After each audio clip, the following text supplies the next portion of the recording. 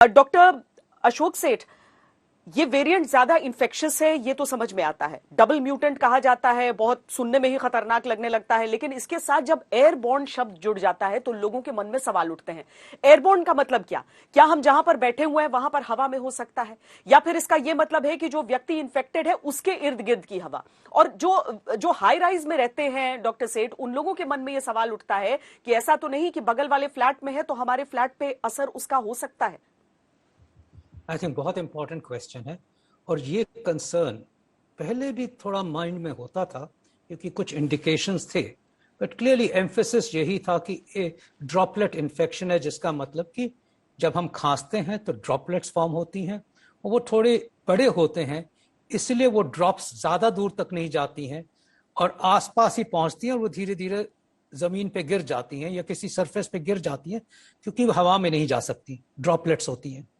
इसीलिए शुरुआत में और अब तक ये एम्फेसिस रहा है कि 6 गज की दूरी, और 6 गज का ये मतलब था कि अगर हम खांसते हैं तो ड्रॉपलेट्स 6 गज से ज्यादा दूर नहीं जाती हैं, 1 मीटर पे दूर में ही सेटल हो जाती हैं। तो शायद अगर हम 6 फीट से ज्यादा दूर रहें तो डायरेक्ट स्प्रे नहीं आएगा। मोर रिसेंटली, और ये पिछले 2-3 हफ्ते में ही साइंटिस्ट ने इसके ऊपर, तो काफी रिसर्च चल रही थी मोड ऑफ ट्रांसमिशन वगैरह पे, जब ये देखा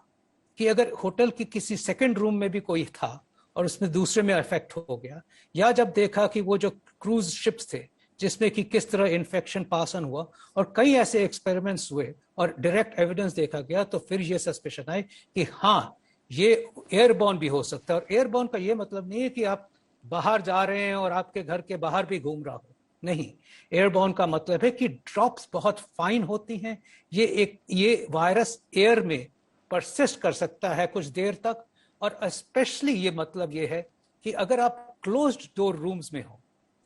तो आपको और ख्याल रखना चाहिए, जहां पे जरूरी क्राउडिंग नहीं होनी चाहिए। सिर्फ यही नहीं है कि हम 6 फीट दूर बैठ गए और मास्क पहन के हमने बैठे हैं तो हम सोचे हैं कि अपने आप को हम सुरक्षित हैं, क्योंकि एयरबॉर्न का मतलब है कि अगर किसी ने खांस दिया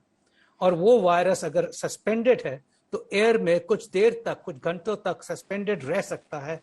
तो अगर आप क्लोज एटमॉस्फेयर में, जिसमें वेंटिलेशन नहीं है, जिसमें एग्जॉस्ट नहीं है, जिसमें ट्रू एंड ट्रू वेंटिलेशन नहीं है, या भीड़ है,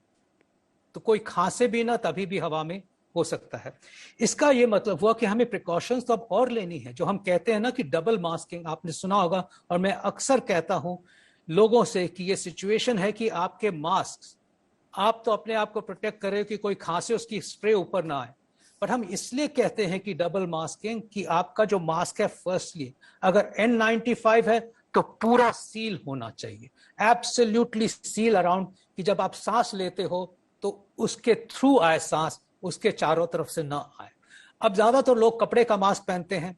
और कपड़े का मास्क तो हमें 40 to 50% ही सेफ्टी प्रोवाइड करता है। जब ड्रॉपलेट की बात आ जाती है और जब एयरबॉर्न की बात आ जाती है तो हम कहते हैं कि और सुरक्षित रहिए। जो आपने देखा होगा कि लोग 3 प्लाई मास्क पहनते हैं, और 3 प्लाई मास्क में अक्सर साइड से जगह होती है कि हवा अंदर जा सकती है, और ये सिर्फ नाक पे लटकाए रखते हैं, कई बार मुंह पे लटकाए रखते हैं, कई बार यहाँ लटकाए रहते हैं। इनफैक्ट खाते वक्त तो उतार ही देते हैं, और कई बार बोलने की वक्त उतारते हैं। इनफैक्ट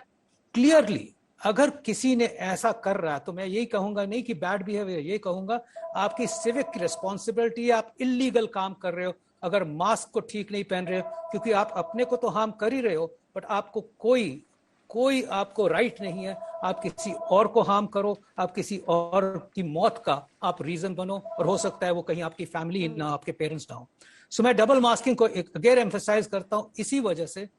एयरबॉर्न रूट की वजह से, कि ये मास्क को आप 3 प्लाई सर्जिकल मास्क को ये आप पहन लें, इसको दोनों तरफ से टाई कर लें कि ये ज्यादा फिट हो जाता है। और अगर ये ज्यादा फिट हो गया तो बहुत अच्छा है कि आपकी पूरी ये सील हो गई, जो नॉर्मली ये 3 प्लाई मास्क में खुली रहती है, ये सील हो गई। और इसके ऊपर आप इसको चिपका के अगर क्लॉथ मास्क पहन लेते हो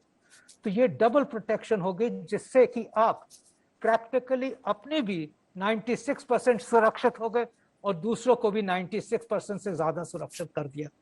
पर ये बहुत इंपॉर्टेंट इसलिए हो गया है कि अब हम वेरिएंट को देख रहे हैं जो बहुत ज्यादा इन्फेक्टिव है, फर्स्टली, और दूसरी एयरबॉर्न मेथडोलॉजी ऑफ ट्रांसमिशन एक रियलिटी आ गई है हमारे माइंड में। इसीलिए हम कहते हैं कि अब क्लोज स्पेसेस में ना जाओ, जब अगर कहीं ट्रैवल जरूरी है, आपका ट्रैवल करना आपकी काम की वजह से या आपकी जिंदगी की वजह से, तो आप अगर ट्रैवल कर रहे हो तो क्लोज स्पेसेस में ऐसी मास्क पहनो, काम की जगह पे डबल मास्क पहनो, और क्लियरली उसी जगह पे जाओ जहां पे कि ओपन वेंटिलेशन सिस्टम हो, जिसमें कि हवा एक तरफ से दूसरी तरफ चलती है, और ऐसी जगह पे ज्यादा न रहो।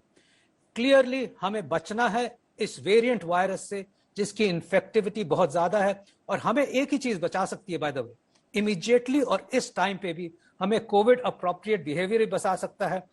अगर हम डबल मास्किंग करते हैं तो हम चेन ऑफ ट्रांसमिशन को तोड़ते हैं। ये जो हमें दहशत दिख रही है चारों तरफ, अगर हमने चेन ऑफ ट्रांसमिशन को नहीं तोड़ा तो ये बढ़ सकती है। और अगर जो हमने चेन ऑफ ट्रांसमिशन को तोड़ा अपने कोविड अप्रोप्रिएट बिहेवियर से, अपनी रिस्पॉन्सिबिलिटी से, अपनी दूसरों की तरफ अपनी रिस्पॉन्सिबिलिटी समझ के, तो हम इसको कॉन्कर कर सकते हैं 2 से 4 हफ्ते में। आज नहीं, कल नहीं, बट 2 से 4 हफ्ते में। So I think it is very important कि आप ये सब समझें